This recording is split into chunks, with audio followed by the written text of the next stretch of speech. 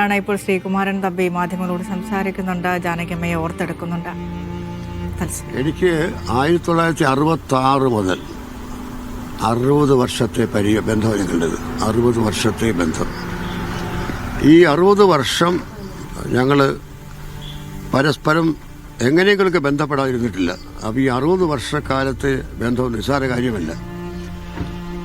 അപ്പോൾ അത് 66 ആദ്യം കാട്ടുമല്ലിക എന്ന എൻ്റെ ആദ്യത്തിൽ അന്ന് എനിക്ക് 26 വയസ്സ്, ജാനകിയമ്മയ്ക്ക് 28 വയസ്സ്. ആദ്യമായി എൻ്റെ പാട്ട് അവർ പാടുമ്പോൾ അപ്പോൾ അതിൽ താമരത്തോണിയിൽ താലോലമാടി താനേ തുഴഞ്ഞു വരും പെണ്ണ്, താരമ്പൻ അനുരാഗത്തങ്കത്തിൽ തീർത്തൊരു താരൻ്റെ കുടവല്ലേ. ഈ പാട്ട് യേശുദാസും എസ് ജാനിയും കൂടെ പാടുകയാണ്. അതാണ് എൻ്റെ ആദ്യത്തെ ചലച്ചിത്ര ഗാനം. സാന്ദർഭികമായിട്ട് പറയട്ടെ, ഇപ്പോൾ ഈ ജൂൺ 9-ാം തീയതി എനിക്ക് 60 വർഷം കഴിഞ്ഞ പാട്ടിരംഗ സംഗീതരംഗത്ത് വന്നിട്ട് 60 വർഷം കഴിഞ്ഞു.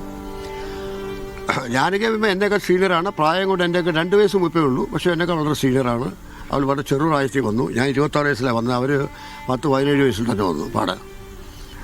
പിന്നെ ഒരു അത്ഭുതം, അവിശ്വസനീയമായൊരു കാര്യം എന്താണെന്ന് പറഞ്ഞാൽ, പലരും പറയും വെറുതെ പറയാം. അല്ല, ജാനകിയമ്മ സംഗീതമേ പഠിച്ചിട്ടില്ല, സരിഗമ പസലിസ പഠിച്ചിട്ടില്ല, വർണ്ണം പഠിച്ചിട്ടില്ല, കീർത്തനങ്ങൾ പഠിച്ചിട്ടില്ല. അവരുടെ ജന്മം കൊണ്ട് അവരൊരു സംഗീത അവതാരമാണ്. അതേ അവരെക്കുറിച്ച് പറയാൻ പറ്റുള്ളൂ.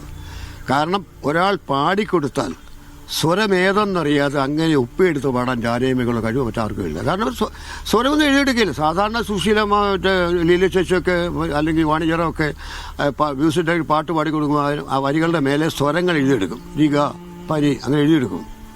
പക്ഷേ ജാനകിയമ്മയ്ക്ക് ആ സ്വരങ്ങൾ അറിഞ്ഞുകൂടാ, എഴുതിയെടുക്കത്തില്ല. അവർ ഈ പാട്ട് കേട്ടിട്ട് അങ്ങനെ വളരെ പെട്ടെന്ന് പഠിച്ച് അതിമനോഹരമായിട്ട് പാടും. അത് അവർക്ക് മാത്രമുള്ളൊരു സിദ്ധിയാണ്. ഒരു ശരിക്കും പറഞ്ഞത് വെറുതെ പറയുന്നതല്ല, ഒരു സംഗീത ദേവതയുടെ അവതാരം എന്ന് തന്നെ പറയണം. അവർ സംഗീതമായിരുന്നു. പിന്നെ സംഗീത ദേവതയ്ക്കാരും സംഗീതം പറഞ്ഞു കൊടുക്കേണ്ട കാര്യമില്ല.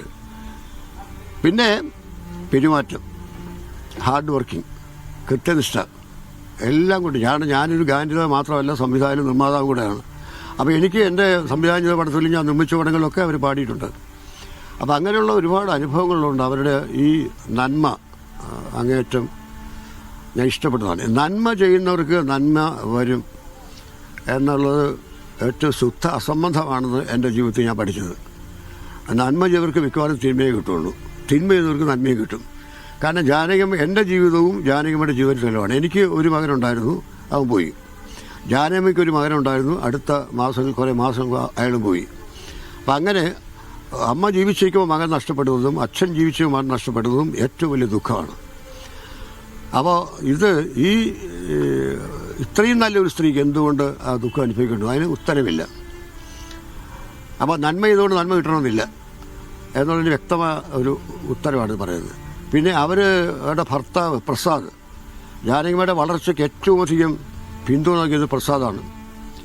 ആ പ്രസാദ് ഒപ്പം ഉണ്ടാകും. ജാനകിയമ്മ പാട്ട് പാടാൻ വരുമ്പോൾ അവരില്ലാതെ നിഴല് പോലെ ജാനകിയമ്മയുടെ കൂടെ ഉണ്ടാകും പ്രസാദ്. അപ്പോൾ അദ്ദേഹം കുറച്ച് വർഷങ്ങൾക്ക് മുമ്പ് അദ്ദേഹം മരിച്ചു. അദ്ദേഹം മരിച്ചതോടുകൂടി ജാനകിയമ്മ ശരിക്കും പറഞ്ഞാൽ പാട്ടിനോട് വലിയ തൃപ്തി ഇല്ലാതായി, പാടാൻ നിർബന്ധമില്ലാതായി. പിന്നെ എല്ലാവരും നിർബന്ധിച്ച്, ഞങ്ങളെപ്പോലൊക്കെ നിർബന്ധിച്ചാണ് പാടിയിരുന്നത്. പക്ഷേ ഏതാനും മാസങ്ങൾക്ക് മുമ്പ് മകനും മരിച്ചു. അതുകൊണ്ട് ജാനകിയമ്മ ആകെ തകർന്നു. അപ്പോൾ അവർ ഇപ്പോൾ മരിച്ചു എന്നത് ഒരു അത്ഭുതമില്ല. കാരണം അവർക്ക് ജീവിതം മതിയായി, അതുകൊണ്ട് ദൈവം അവരെ തിരിച്ചു വിളിച്ചു എന്നാണ് മനസ്സിലാക്കുന്നത്. പക്ഷേ എന്നാലും നമുക്ക് വലിയ ദുഃഖമാണ് മലയാളത്തിന്. കാരണം മലയാള സിനിമ, പ്രത്യേകിച്ച് MS ബാബുരാജിൻ്റെ കാര്യം, MS ബാബുരാജ്, കെ രാഘവൻ, ദക്ഷിണാമൂർത്തി, അർജുനൻ, ഈ സംഗീത സംവിധായകരുടെ പാട്ടുകൾ സുശീലയേക്കാൾ കൂടുതൽ പാടിയിട്ടുള്ള എസ് ജാനകിയമ്മയാണ്. അപ്പോൾ ബാബുക്കയുടെ തളിരിട്ട് കിനാക്കണ്ടൻ